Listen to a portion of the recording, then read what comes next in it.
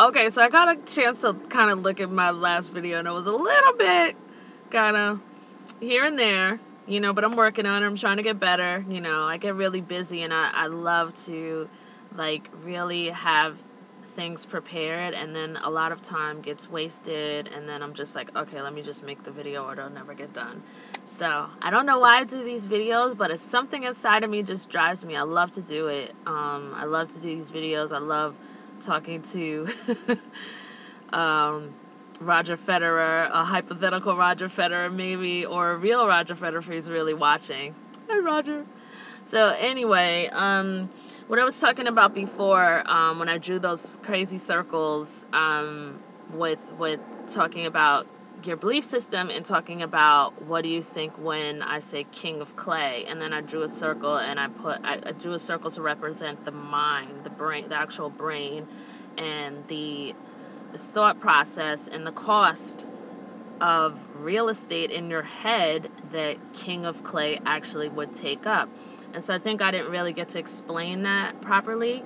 So I'm thinking when you already decide, you've made a conclusion that, okay, just for example, Rafa is the king of clay and it's going to be hard to play against him. You've already made a self-negation before even stepping onto the court, before even giving yourself a full chance to be 100% available for saying, you know what, okay, I realize this is a strong point for this opponent, but I'm going to lock into every part of me. I'm going to be fully mentally available to be aware on the court, to see everything that's coming, to see every possibility and take it, and to have my mind free and clear of any noise, extra noise, so that I can hit through the ball without hesitation, or I can make a last minute decision because I want to do it, not because I feel that Rafa's almost running, is going to chase the ball down and I need to hurry up and make a different decision or something like that. So it's just about shifting the mind, how it functions once you make a conclusion and once you make a self-negation like that. Because once you say, all right, well, it's hard playing against Rafa, that's kind of like negating yourself, saying I can't do it. So I think that the body takes that mental conclusion as a sort of truth, and then it's like you're playing under a certain level of stress and you're playing from a place of limitation. And that's so easy to say. I have run in sports. I was a runner, and I had a lot of mental challenges, and challenges of staying calm under pressure when somebody's running behind me, or or I'm trying to catch up with someone. So I'm not trying to say it's easy or anything like that. It's definitely hard, but it's good food for thought to really work with, how you are in relationship to yourself when you're on the court, when you're up 6-4, I think in the second set, and you're poised to, back at Indian Wells, and you're poised to break Rafa, and you're up 40-15. I probably have the scores all wrong, but you're up 40-15. You're poised to break Rafa, and then all of a sudden he goes vamos, and then all of a sudden it's hard for you to convert a point. So how are you in relationship to yourself as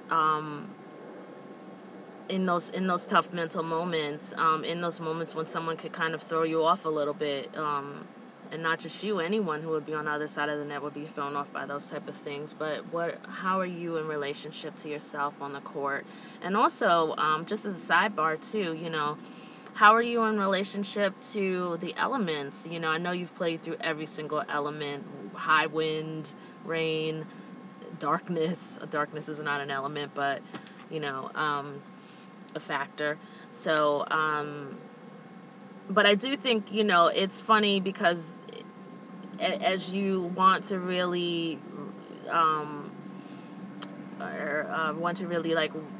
win this year more than ever, that you also just take a look at some things that sort of impose themselves on your concentration, and also are more prone to disorient you, such as my personal opinion, and I could be wrong, is that I think that sometimes the rain a rainy, cloudy day, and if it's cold out, it seems to me sometimes that you get affected. I personally would be too. I remember running track in the spring, and we'd have to run outside and the days would be cold. But once you're out there, like, you feel warm. But I don't know what it is like for tennis. I imagine it's sort of similar. But still, particular example is that semifinal. I can't remember what year it was. It must have been 2011.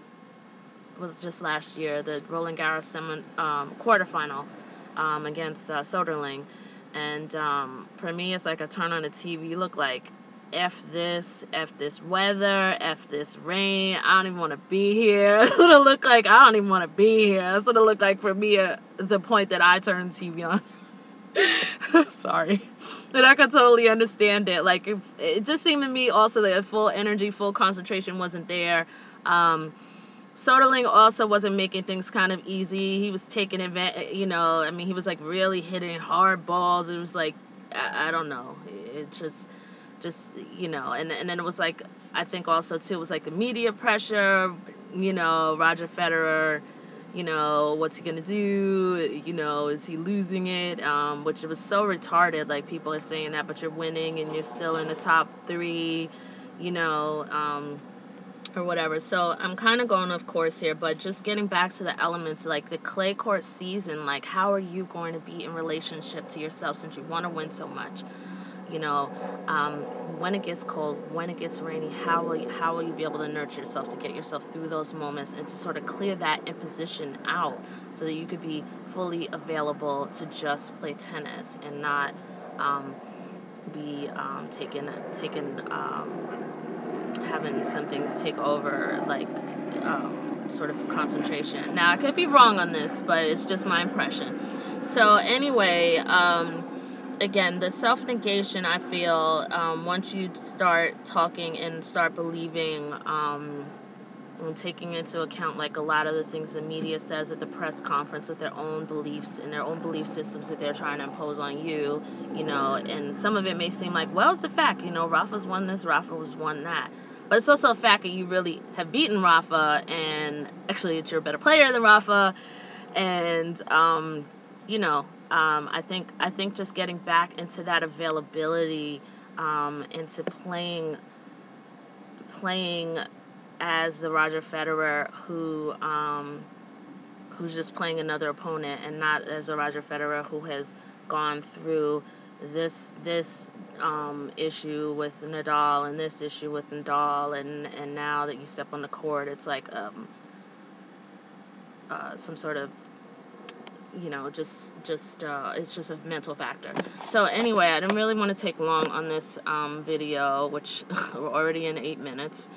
So I just wanted to say, again, like, if age, or for the first time, not again, if age and fatigue and controversy and the media's comments weren't a factor, like, what would winning look like to you?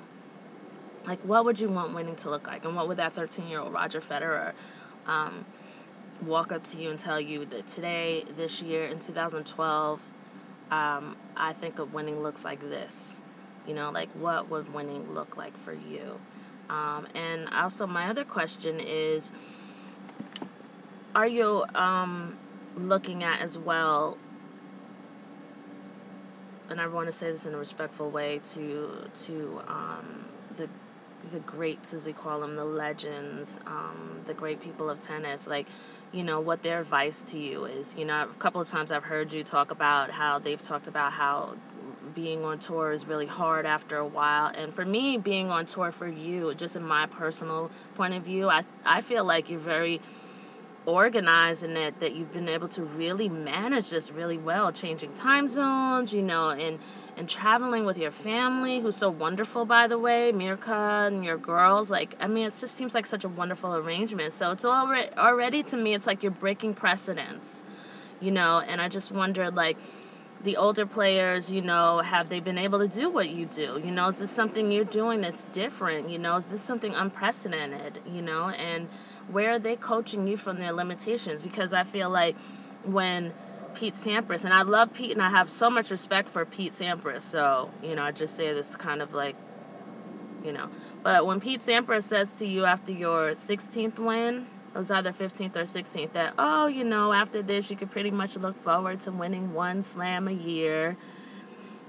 It was like, you know, you took that on as a mental truth, and I mentioned that in another video. So it's like you took that on, and it like became a truth, you know. So it's like being aware of where are people coaching you from their own inner critic and their own doubts. You know, like where are people coaching you and advising you from their own doubt system and their own limitations. And this is not to say a negative thing against Pete Sampras, who's freaking amazing and who I loved.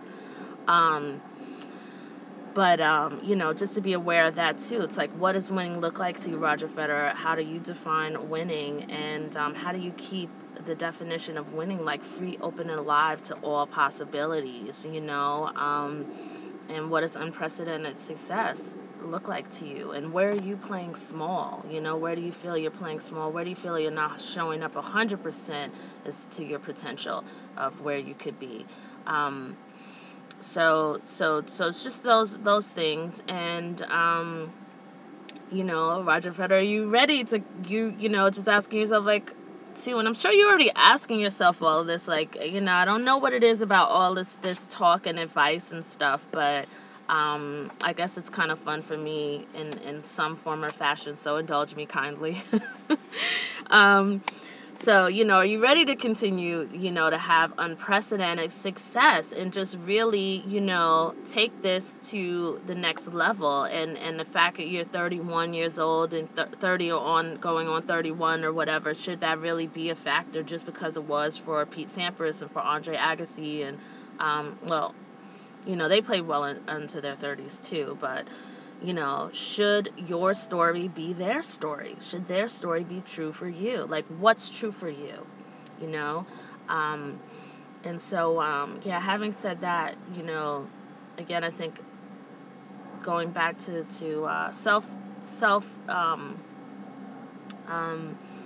self-awareness of how you are on the court through clay court season. You know, how are you relating to yourself, you know, through any thoughts or doubts or mental frame of mind before you even step on the court? What conclusions are you making before you even step on the court? Where are you negating your own ability? And where are you not giving yourself permission to win because you're negating your own ability? You know, and that's not to say that, oh, you're not giving, you know, oh, you don't want to win, because I doubt that's true.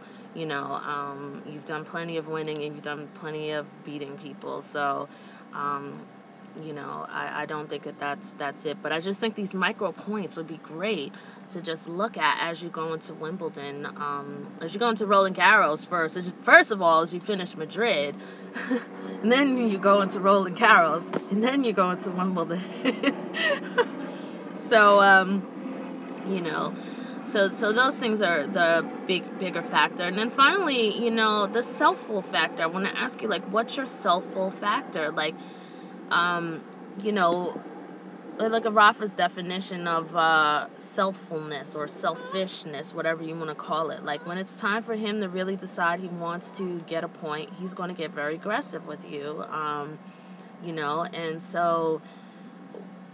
he's not looking at friendship or whatever, and I'm not saying that you're doing that either, but I'm just saying, like, you know, just being aware of what your selfful factor is. Like, where are you in your comfort zone as well, and what does it take to move you out of your comfort zone? Like, for instance, Rafa may have been comfortable being at number 2, and then once you seem to come into